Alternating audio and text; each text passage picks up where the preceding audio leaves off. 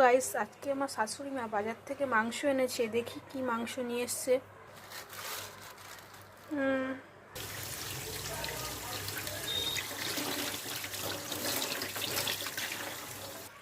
এগুলো এখন ধুয়ে নিচ্ছি। মাংসটা রান্না করার জন্য দুটো পেঁয়াজ কেটে নেব। পেঁয়াজটা কাটা কমপ্লিট হয়ে গেছে। তারপরে দুটো আলু দিয়ে দেবো। আলুটা এরকমভাবে কেটে নিয়েছি ছোট ছোট করে। একটু আদা রসুন ছাড়িয়ে নেব। কড়াইতে একটু তেল দিয়ে দেবো। তেল গরম হয়ে গেছে, তো পেঁয়াজটা দিয়ে দেবো। নেবো, নেড়ে নিচ্ছি পেঁয়াজটা। পেঁয়াজটা একটু ভাজা ভাজা হলে তারপরে আদা রসুনটা দেবো।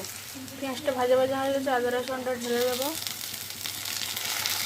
একটু মশলাটা কষা হয়ে গেলে তারপরে দেবো মাংসটা।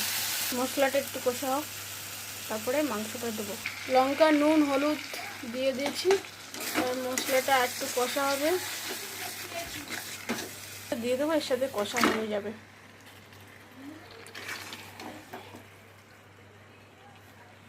মাংসটা একটু কষে নিচ্ছি। আপনারা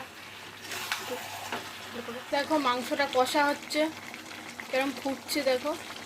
মাংসটা হয়ে গেছে, বুঝলে, কষা হয়ে গেছে মাংসটা। এই হলো আমার রেসিপি। প্লিজ ভালো লাগলে লাইক, কমেন্ট, শেয়ার, ফলো করে দেবেন আমার চ্যানেলটা।